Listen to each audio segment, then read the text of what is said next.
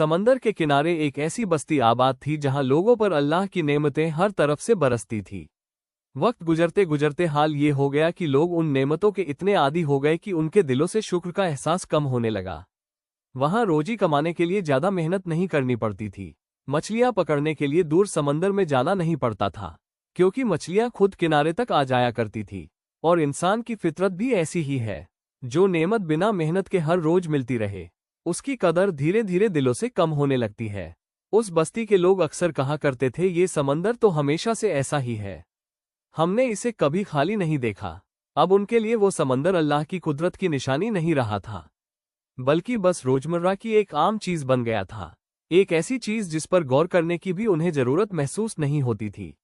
वो लोग कहते, इस समंदर के किनारे तो हर सुबह मछलियां मिल ही जाती है, आज भी, कल भी और आने वाले दिनों में भी। और शायद यही लगातार मिलने वाली नेमत उनके दिलों से अल्लाह का जिक्र और शुक्र दोनों कम करती जा रही थी। उस बस्ती में नेमतों की कोई कमी नहीं थी। समंदर हर रोज उन्हें रोजी देता, कारोबार चलता रहता और जिंदगी आराम से गुजर रही थी। मगर धीरे धीरे लोगों के दिल बदलने लगे। नेमतें तो वही थी, लेकिन उनका एहसास दिलों से मिट चुका था। शुक्र अब सिर्फ जुबान तक रह गया था, दिल उससे खाली होते जा रहे थे। लोग आपस में कहते, ये सब हमारी मेहनत का फल है। समंदर से रोजी निकालना हो या कारोबार संभालना, हमने अपने दम पर ये सब हासिल किया है। यहीं से उनकी सोच बदलनी शुरू हुई। जो नेमत कभी उन्हें अल्लाह की रहमत लगती थी, अब वही उन्हें अपनी काबिलियत का नतीजा दिखाई देने लगी। वो फख्र से कहते, अल्लाह ने दिया होगा, मगर अब इस पर हमारा हक है। बस्ती बाहर से अब भी वैसी ही थी, रौनक भी थी, सुकून भी था और समंदर भी पहले की तरह भरा हुआ था। मगर लोगों के दिलों की हालत बदल चुकी थी। सुकून की जगह लापरवाही ने ले ली थी। नाफरमानी अभी खुलकर सामने नहीं आई थी, मगर उसके बीज दिलों में बोए जा चुके थे। गुनाह अभी दिखाई नहीं देता था, लेकिन लोगों का जहन उसके लिए तैयार हो चुका था। और जब इंसान का दिल गुनाह को हल्का समझने लगे तो फिर आजमाइश आने में देर नहीं लगती। अभी हवाएं नर्म थी, पानी साफ था और बस्ती अपनी जगह पर कायम थी। मगर अंदर ही अंदर एक ऐसा बदलाव शुरू हो चुका था जिसका अंजाम बहुत भारी होने वाला था। मगर अल्लाह का तरीका यही है कि वह नाशुक्री पर तुरंत पकड़ नहीं करता। वो मोहलत देता है, इंसान को संभलने का मौका देता है और खामोशी से उसके हाल को देखता रहता है। बस्ती वही थी, समंदर वही था और लहरें भी पहले की तरह उठ रही थी। मगर अब मामला सिर्फ रोजी का नहीं रहा था। बात अब इताअत और नाफरमानी के बीच आकर ठहर चुकी थी। अल्लाह ताला ने अपनी रहमत के मुताबिक अजाब भेजने से पहले उन्हें समझाना चाहा, इसीलिए उनकी तरफ अपने नबी को भेजा गया। हजरत दाऊद अलैहिस्सलाम उस कौम के बीच मौजूद थे, ऐसे नबी जिन्हें अल्लाह ने हिकमत भी दी थी और इंसाफ भी। उनकी आवाज में नरमी थी, लेकिन उनके पैगाम में हक की मजबूती और सच्चाई की ताकत थी। उन्होंने लोगों को समझाया कि नेमत सिर्फ मिलने का नाम नहीं, बल्कि उसका शुक्र अदा करना भी जरूरी है। और फिर अल्लाह की तरफ से हुक्म आया, समंदर वहीं रहेगा, मछलियां भी आएंगी। फिर एक दिन अल्लाह की तरफ से एक खास हुक्म आया, एक ऐसा हुक्म जिसने पूरी बस्ती को सोच में डाल दिया। उन्हें कहा गया कि एक खास दिन समंदर में शिकार नहीं करना। और हैरत की बात यह थी कि यह हुक्म तंगी या भूख के दिनों में नहीं आया था, बल्कि उसी दिन आया था जब सबसे ज्यादा मछलियां किनारे पर आती थी, जिस दिन समंदर अपनी नेमतें खुद लोगों के कदमों तक ले आता था। असल आजमाइश यही थी। जब कौम ने यह हुक्म सुना तो हर तरफ खामोशी फैल गई। लोग एक दूसरे को देखने लगे, उनके दिलों में बेचैनी उतरने लगी। वो कहने लगे, यही तो हमारी सबसे बड़ी कमाई का दिन है, बाकी दिनों में तो इतना कुछ हाथ नहीं आता। ये हुक्म उनकी आदतों के खिलाफ था, उनकी सहूलत के खिलाफ था और सबसे बढ़कर उनकी सोच के खिलाफ था। धीरे धीरे लोगों के दिलों में सवाल उठने लगे, क्या अल्लाह को नहीं मालूम कि हमारा गुजारा इसी पर है? यह सवाल शायद जुबान पर कम आते थे, मगर दिलों के अंदर लगातार गूंज रहे थे। हजरत दाऊद अलैहिस्सलाम ने उन्हें साफ अल्फाज में समझाया, ये सिर्फ रोजी का मामला नहीं है, यह अल्लाह की इताअत का इम्तिहान है। जब अल्लाह का हुक्म उस कौम तक पहुंचा तो शुरुआत में किसी ने खुलकर उसकी नाफरमानी नहीं की। जाहिर तौर पर सब ने उस हुक्म को मान लिया, लेकिन उनके दिल इस फैसले से राजी नहीं थे। उन्हें ये बात बहुत भारी लग रही थी कि जिस दिन सबसे ज्यादा मछलियां मिलती हैं, उसी दिन शिकार करने से रोक दिया गया है। धीरे धीरे उनके दिलों में बेचैनी और सवाल पैदा होने लगे। वो आपस में बातें करते और कहते, अगर हम उस दिन शिकार नहीं करेंगे तो हमारा बहुत नुकसान होगा। यहीं से उनकी सोच बदलनी शुरू हुई। उन्होंने अल्लाह के हुक्म को पूरी तरह मानने के बजाय उसके अंदर अपने लिए रास्ते तलाशने शुरू कर दिए। शैतान ने भी इसी मौके का फायदा उठाया। उसने उन्हें सीधे तौर पर नाफरमानी का नहीं कहा बल्कि उनके जहन में एक चाल डाल दी। लोगों ने सोचा कि अगर वह उस दिन खुद शिकार ना करें बल्कि कोई ऐसा तरीका निकाल लें जिससे मछलियां खुद ही फंस जाए तो शायद हुक्म भी ना टूटे और फायदा भी मिलता रहे। समंदर वही था, मछलियां भी वही थी और अल्लाह का हुक्म भी बिल्कुल साफ था। मगर अब लोगों की नीयत बदल चुकी थी। लोग सोच में पड़ गए। धीरे धीरे आपस की बातों में एक नया ख्याल फैलने लगा। कुछ लोग कहने लगे अगर हम उस दिन सीधे मछली ना पकड़े तो शायद हुक्म भी ना टूटे। यहीं से उनकी सोच बदलनी शुरू हुई। अब वो अल्लाह के हुक्म को मानने के बजाय उसके अंदर अपने लिए रास्ते निकालने लगे थे। कुछ लोगों ने मशवरा दिया कि समंदर से छोटी छोटी नहरें निकाली जाए। फिर यह बात आगे बढ़ी कि किनारे के पास तालाब बना दिए जाए ताकि मछलियां खुद पानी के साथ उनमें आ जाए।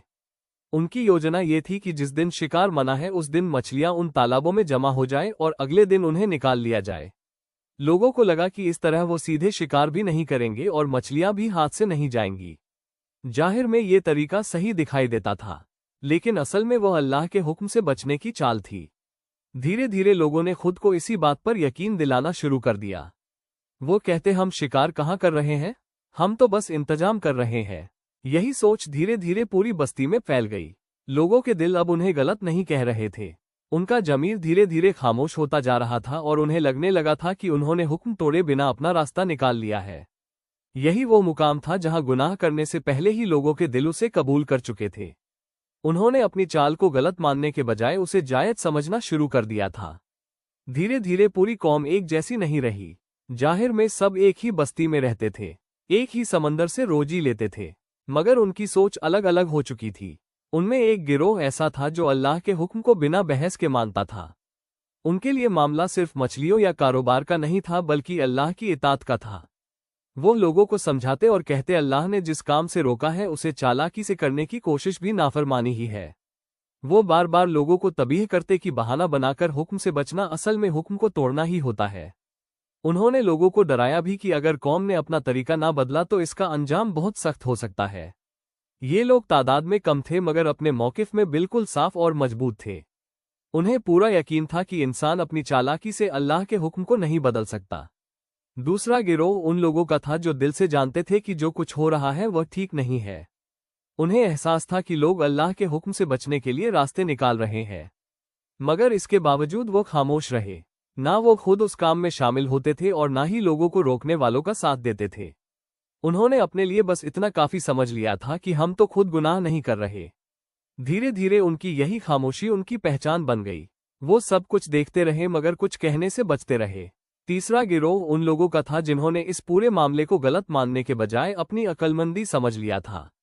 उनके नजदीक वो अल्लाह के हुक्म को नहीं तोड़ रहे थे, बल्कि बस हालात के हिसाब से एक तरीका अपना रहे थे। वो फक्र से कहते अगर सीधे शिकार से मना किया गया है तो इसका मतलब यह नहीं कि इंसान कोई और रास्ता भी ना निकाले। उन्हें अपनी चालाकी पर बड़ा घमंड था। वो खुद को बाकी लोगों से ज्यादा समझदार समझने लगे थे और यही घमंड धीरे धीरे उन्हें गुमराही की तरफ ले जा रहा था। अब उस बस्ती में सिर्फ समंदर की लहरें नहीं उठती थी, बल्कि लोगों की सोच और नजरिए भी आपस में टकराने लगे थे। अब उस बस्ती के लोग 3 हिस्सों में बंट चुके थे। एक तरफ वो लोग थे जो बार बार कौम को समझा रहे थे, उन्हें अल्लाह के हुक्म की याद दिला रहे थे और इस काम से रोकने की कोशिश कर रहे थे। दूसरी तरफ वो लोग थे जिन्होंने खामोशी इख्तियार कर ली थी। उन्हें पता था कि जो हो रहा है वो गलत है, मगर उन्होंने खुद को इससे अलग रखकर यही समझ लिया था कि अब उन पर कोई जिम्मेदारी नहीं। और तीसरी तरफ वो लोग थे जो अपनी चालाकी को दानिशमंदी समझ बैठे थे। उन्हें लगता था कि उन्होंने ऐसा तरीका निकाल लिया है जिसमें फायदा भी है और पकड़ भी नहीं। यहीं से मामला और गंभीर हो गया, क्योंकि जब किसी कौम में बुराई से रोकने वाले भी मौजूद हो, खामोश रहने वाले भी हो और गुनाह को सही ठहराने वाले भी, तो फिर फैसला सिर्फ वक्त पर छोड़ दिया जाता है। और अब वक्त तेजी से आगे बढ़ रहा था। धीरे धीरे वो चालाकी पूरी बस्ती का मामूल बनती जा रही थी। लोग उसे गलत समझने के बजाय आम बात की तरह लेने लगे थे और खामोश रहने वालों की तादाद भी कम नहीं थी। अब हालात ऐसे मोड़ पर पहुंच चुके थे जहां इस नाफरमानी को और ज्यादा नजरअंदाज करना मुमकिन नहीं रहा था। हजरत दाऊद अलैहिस्सलाम ने अपनी कौम को एक बार फिर समझाया। उन्होंने बड़ी नरमी, हिकमत और अल्लाह के खौफ के साथ लोगों को नसीहत की। उन्होंने साफ कहा कि अल्लाह का हुक्म सिर्फ जाहिरी तौर पर नहीं टूटता बल्कि इंसान की नीयत भी उसमें शामिल होती है। अगर कोई इंसान अल्लाह के हुक्म से बचने के लिए चालाकी करे तो वह भी नाफरमानी ही होती है। उन्होंने लोगों से कहा कि असली इताअत यही है कि इंसान अल्लाह की खातिर उस चीज को छोड़ दे जिससे उसे फायदा मिलता हो। मगर जिन लोगों ने दिल ही दिल में अपना फैसला कर लिया था उनके लिए ये बातें भारी लगने लगी। कुछ लोग डर गए और पीछे हट गए, कुछ खामोश हो गए और नजरें चुराने लगे, लेकिन कुछ लोग अपनी बात पर पहले से भी ज्यादा अड़ गए। उन्हें लगने लगा था कि उनका तरीका बिल्कुल सही है और कोई उन्हें गलत साबित नहीं कर सकता। अब वो काम छुप कर नहीं हो रहा था, धीरे धीरे लोगों ने उसे खुलकर करना शुरू कर दिया था। नहरें तैयार हो चुकी थी, तालाब बना दिए गए थे और लोग उस खास दिन का इंतजार कर रहे थे जब मछलियां उनमें भर जाएं। हजरत दाऊद अलैहिस्सलाम अपना फर्ज पूरा कर चुके थे। उन्होंने अल्लाह का पैगाम साफ तौर पर लोगों तक पहुंचा दिया था और अब किसी के पास बहाना बाकी नहीं रहा था। अब मामला सिर्फ समंदर और मछलियों तक महदूद नहीं रहा था, बात अब अल्लाह के हुक्म और इंसानी चालाकी के बीच खुलकर आ चुकी थी। लोगों ने अपने लिए रास्ते बना लिए थे और उन्हें यकीन हो गया था कि वो हुक्म तोड़े बिना भी अपना फायदा हासिल कर सकते हैं। यही वो मरहला था जहां से वापसी आसान नहीं रहती, क्योंकि जब समझाने और तबीह के बाद भी इंसान नाफरमानी पर अड्डा रहे तो फिर अल्लाह की सुन्नत अपना फैसला दिखाना शुरू कर देती है। उस वक्त हर चीज अजीब खामोशी में थी। आसमान भी खामोश था, जमीन भी खामोश थी और समुद्र भी जैसे किसी तय वक्त का इंतजार कर रहा था। अब बात सिर्फ सोच या बातों तक नहीं रही थी, नाफरमानी अमल की शक्ल ले चुकी थी। जो लोग अब भी अल्लाह के हुक्म पर कायम थे, उन्होंने साफ देख लिया था कि उनकी नसीहत का असर खत्म होता जा रहा है। लोग अब अपने काम को गलत मानने के बजाय उसका बचाव करने लगे थे। उन्हें एहसास हो गया था कि बुराई के बीच रहकर सिर्फ खामोश रहना काफी नहीं होता, क्योंकि इंसान अगर लगातार गुनाह को होते देखे और उसे रोकने की कोशिश भी छोड़ दे तो धीरे धीरे उसकी खामोशी भी उसी गुनाह का हिस्सा बन जाती है। आखिरकार उन लोगों ने एक फैसला कर लिया। यह फैसला गुस्से या नफरत में नहीं किया गया था, बल्कि अल्लाह के खौफ और अपनी जिम्मेदारी महसूस करते हुए किया गया था। उन्होंने बस्ती के अंदर एक हद कायम कर दी, एक दीवार बना दी गई ताकि दोनों गिरोह अलग अलग हो जाए। मगर वो दीवार सिर्फ मिट्टी और पत्थरों की नहीं थी, असल में वो सोच और रवैया की दीवार थी। एक तरफ अल्लाह की इताअत थी और दूसरी तरफ नाफरमानी को सही ठहराने वाली सोच। दीवार के एक तरफ वो लोग थे जो अपनी चालाकी को अक्लमंदी समझ रहे थे। उन्हें लगता था कि उन्होंने ऐसा तरीका निकाल लिया है जिससे फायदा भी मिलता रहे और पकड़ भी ना हो। और दूसरी तरफ वो लोग थे जो जानते थे कि रिज़्क़ सिर्फ अल्लाह देता है और उसका हुक्म किसी भी हालत में हल्का नहीं किया जा सकता। उनका अलग हो जाना कमजोरी की निशानी नहीं था, बल्कि यह एक साफ ऐलान था कि अब हर गिरोह अपने फैसले और अपने रास्ते के साथ खड़ा है। मानो वो कह रहे हो, अब हमने सिर्फ अपने रास्ते अलग नहीं किए बल्कि अपने अंजाम भी अलग कर लिए हैं। अब वो बस्ती पहले जैसी नहीं रही थी। एक ही समुद्र के किनारे रहने वाले लोग अब सोच और रास्ते में अलग हो चुके थे। जब हक खुद को अलग कर लेता है तो फिर बातल भी छुपा नहीं रहता। धीरे धीरे लोगों की नाफरमानी खुलकर सामने आने लगी थी। अब वो अपने काम को गलत मानकर नहीं करते थे बल्कि उसे सही साबित करने की कोशिश करते थे, और इसी के साथ अल्लाह की सुन्नत अपने अगले मरहले की तरफ बढ़ रही थी। फिर आखिरकार वो दिन आ गया जिसका सबको इंतजार था। समंदर पहले की तरह ही था, लहरें भी वैसी ही उठ रही थी, लेकिन उस दिन मछलियां पहले से कहीं ज्यादा किनारों की तरफ आ रही थी। झुंड के झुंड पानी के साथ आगे बढ़ रहे थे, मानो आजमाइश खुद लोगों के सामने ला खड़ी की गई हो। यही वो दिन था जिस दिन शिकार से रुकने का हुक्म दिया गया था, और यही वो दिन था जब लोगों को अपने आप को रोकना सबसे मुश्किल लग रहा था। उस दिन लोगों ने नहरों के रास्ते खोल दिए, पानी के साथ मछलियां तालाबों में आने लगी और धीरे धीरे वो तालाब भरने लगे। जाहिर में कोई सीधे समंदर में उतरकर शिकार नहीं कर रहा था, किसी ने हाथ से मछली नहीं पकड़ी थी, लेकिन असल मकसद सबको मालूम था।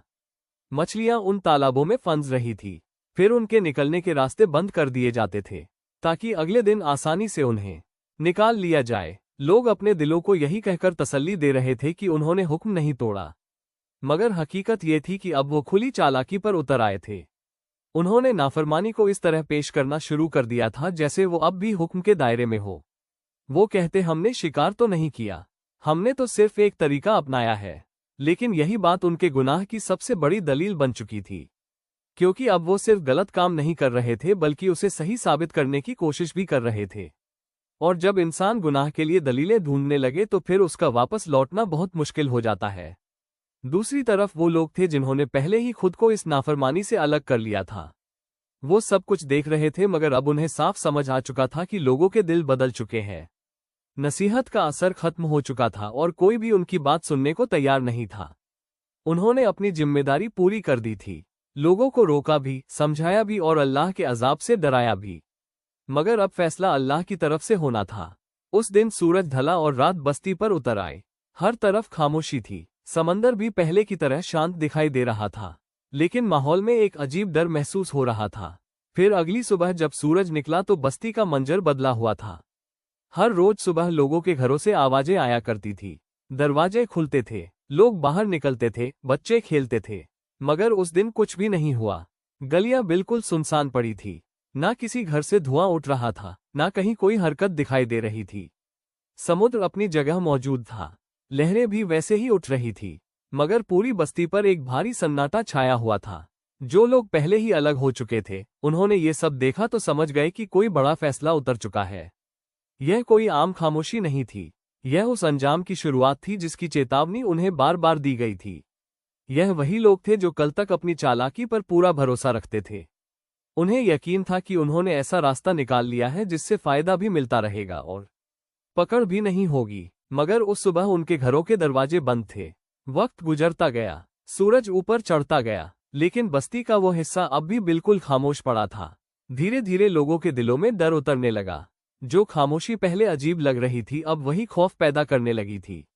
लोग एक दूसरे को देखते और धीमी आवाज में पूछते, क्या ये सिर्फ इत्तेफाक है या फिर वही बात हो चुकी है जिससे हमें बार बार डराया गया था। मगर किसी के पास कोई जवाब नहीं था। हर तरफ सिर्फ एक भारी एहसास फैला हुआ था कि अब मामला इंसानों के हाथ से निकल चुका है। लोगों की नजरें बार बार उन बंद दरवाजों की तरफ उठ रही थी और दिलों को महसूस होने लगा था कि अंजाम सामने आ चुका है। क्योंकि जब इंसान गुनाह पर अड़ जाए और बार बार समझाने के बाद भी ना रुके तो फिर सज्जा अचानक नहीं आती, वो खामोशी के साथ उतरती है। अब बस्ती के लोगों को समझ आ चुका था कि कुछ बहुत बड़ा हो चुका है। वो सन्नाटा किसी आम बात का नहीं था। आखिरकार कुछ लोग हिम्मत करके बस्ती के उस हिस्से की तरफ बढ़े जहां नाफरमानी करने वाले रहते थे। सबके दिलों में डर था और कोई भी आगे बढ़ने की हिम्मत नहीं कर पा रहा था। जब वो घरों के पास पहुंचे तो उन्होंने आवाजें दी मगर अंदर से कोई जवाब नहीं आया। कुछ देर बाद लोगों ने कांपते हाथों से दरवाजे खोले। सामने जो मंजर उन्होंने देखा उसे देखकर सब पर खौफ छा गया। वो लोग जो कल तक अपने आप को बहुत अक्लमंद समझते थे अब इंसान नहीं रहे थे। अल्लाह ने उन्हें बंदरों की शक्ल में बदल दिया था। उनके जिस्म बदल चुके थे, मगर आंखों में पहचान बाकी थी। वो एक दूसरे को पहचान रहे थे, लोगों को देख रहे थे, लेकिन बोल नहीं सकते थे। जो लोग कल तक अपनी दलीलों और चालाकी पर फख्र करते थे, आज उसी नाफरमानी का अंजाम बन चुके थे। यह मंजर देखकर पूरी बस्ती पर खौफ छा गया। लोगों को समझ आ गया कि अल्लाह का हुक्म हल्का समझने का अंजाम कितना सख्त हो सकता है। जब लोगों ने करीब जाकर देखा तो उन्हें समझ आ गया कि यह आम बंदर नहीं है। वो उसी बस्ती के लोग थे जिन्हें सब पहचानते थे। कुछ बंदर अपने ही घरों के दरवाजों के पास बैठे थे, कुछ इधर उधर घूम रहे थे और अपने कपड़ों और सामान को सूंघ रहे थे, जैसे उन्हें अपनी पिछली हालत याद हो। उनकी आंखों में बेचैनी और डर साफ दिखाई दे रहा था। वो अपने रिश्तेदारों और जानने वालों को पहचान रहे थे, मगर बोल नहीं सकते थे। लोग यह मंजर देखकर कांप उठे। जो लोग कल तक बातें करते थे, अपनी चालाकी पर फख्र करते थे, आज उसी हालत में सबके सामने मौजूद थे। तब लोगों को एहसास हुआ कि यह सिर्फ शक्ल बदलने की सजा नहीं थी, यह अल्लाह की तरफ से खुला फैसला था। ऐसी रुसवाई जिसे पूरी कौम अपनी आंखों से देख रही थी। लोग डर के मारे एक दूसरे से कह रहे थे, यह वही लोग हैं, हम इन्हें पहचानते हैं। मगर किसी में इतना हौसला नहीं था कि उनके करीब जाए। हर इंसान खामोश खड़ा था, जैसे उसकी जुबान भी बंद हो गई हो। अब कोई बहाना बाकी नहीं रहा था, ना कोई दलील, ना कोई चालाकी। अल्लाह का फैसला सबके सामने था, और जो लोग यह मंजर देख रहे थे वो समझ गए कि अल्लाह के हुक्म के साथ खेलना इंसान को कहां तक पहुंचा सकता है। वो लोग जो कभी इसी बस्ती में इंसानों की तरह रहते थे, अब बस्ती के किनारे खामोश घूम रहे थे। ना वो बोल सकते थे, ना अपनी हालत बयान कर सकते थे। उनकी जुबानें बंद थी, मगर आंखों में ऐसी बेबसी थी जिसे देखकर हर इंसान कांप उठता था। वो अपने रिश्तेदारों को पहचानते थे, कभी किसी अपने के करीब आते, कभी अपने ही कपड़ों को सूंघते, जैसे उन्हें अपनी पिछली जिंदगी याद हो, मगर फिर बेबस होकर पीछे हट जाते। लोग यह मंजर देखकर डर जाते थे। उन्हें समझ आ गया था कि यह सिर्फ शक्ल बदलने की सजा नहीं थी, यह ऐसी जिल्लत और निदामत थी जिसे पूरी बस्ती अपनी आंखों से देख रही थी। अल्लाह ताला ने उन्हें हमेशा के लिए उस हालत में नहीं छोड़ा। उनके लिए सिर्फ 3 दिन की मोहलत तय की गई। इन 3 दिनों में ना वो ठीक से खा सकते थे, ना पानी पी सकते थे। उनके जिस्म तो मौजूद थे, मगर जिंदगी धीरे धीरे उनसे खत्म होती जा रही थी। पूरी बस्ती पर खौफ छाया हुआ था। हर इंसान यह मंजर देख रहा था, मगर किसी के पास कहने के लिए अल्फाज नहीं थे। जो लोग पहले ही खुद को नाफरमानी से अलग कर चुके थे, वह भी यह सब देखकर कांप उठे। उनके दिलों में खुशी नहीं थी, ना ही किसी तरह का इंतकाम, सिर्फ डर था और एक ऐसा एहसास जो उन्हें हमेशा याद रहने वाला था। इस वाक्य को देखने के बाद हर इंसान के दिल में एक ही बात उतर चुकी थी। अगर अल्लाह की नाफरमानी इंसान को इस अंजाम तक पहुंचा सकती है, तो फिर अल्लाह की इताअत दूर होना कितना खतरनाक हो सकता है। फिर तीसरा दिन आया। सूरज हमेशा की तरह निकला, मगर इस बार बस्ती का मंजर अलग था। वो लोग जिन्हें सजा दी गई थी अब बाकी नहीं रहे थे। उनका मामला वहीं खत्म कर दिया गया। ना उनकी कोई नस्ल आगे चली और ना ही उनका कोई निशान छोड़ा गया। मगर उनका वाकया खत्म नहीं हुआ। वो एक ऐसी इबरत बन गया जिसे लोग आने वाली नस्लों तक बयान करते रहे। लोग समझ गए कि यह अंजाम अचानक नहीं आया था। इसकी शुरुआत उस वक्त हुई थी जब लोगों ने अल्लाह के हुक्म के सामने चालाकी से रास्ते निकालने शुरू किए थे। फिर वही चालाकी धीरे धीरे खुली नाफरमानी में बदल गई और इसी तरह अल्लाह की सुन्नत पूरी हुई। लेकिन इस वाक्य के साथ एक सवाल हमेशा लोगों के जहन में रहा। जब भी लोग बंदरों को देखते तो कुछ लोग पूछते, क्या आज दुनिया में मौजूद बंदर उसी कौम की नस्ल है? ये सवाल उस दौर के लोगों के जहन में भी आया था। लोग सोचते थे कि जिन लोगों की शक्लें बदल दी गई थी, क्या आज के बंदर उन्हीं की नस्ल है? इस सवाल का जवाब नबी करीम सल्लल्लाहु अलैहि वसल्लम के सहाबा ने साफ अल्फाज में दिया। सही रिवायतों के मुताबिक जब किसी कौम पर अल्लाह का अजाब आता है और उन्हें मस्क कर दिया जाता है, तो उन्हें हमेशा के लिए उस हालत में नहीं छोड़ा जाता। वो ज्यादा दिनों तक जिंदा नहीं रहते और उनकी कोई नस्ल आगे नहीं बढ़ती। अब्दुल्ला इब्ने मसद रज़ियल्लाहु अन्हु से भी जब लोगों ने यही सवाल किया तो उन्होंने बताया कि अल्लाह का अजाब उन लोगों पर आता है जिन्होंने नाफरमानी की हो। फिर अल्लाह उन्हें पूरी तरह खत्म कर देता है। इसी वजह से उस बस्ती के लोग भी जिनकी शक्लें बदल दी गई थी, सिर्फ कुछ दिनों तक जिंदा रहे। रिवायतों में आता है कि वह ना ठीक से खा सके, ना पानी पी सके और फिर कुछ ही दिनों बाद सब खत्म कर दिए गए। ना उनकी कोई औलाद बाकी रही और ना उनकी नस्ल आगे चली। इस तरह वह वाकया सिर्फ एक सज्जा बनकर नहीं रहा, बल्कि आने वाले लोगों के लिए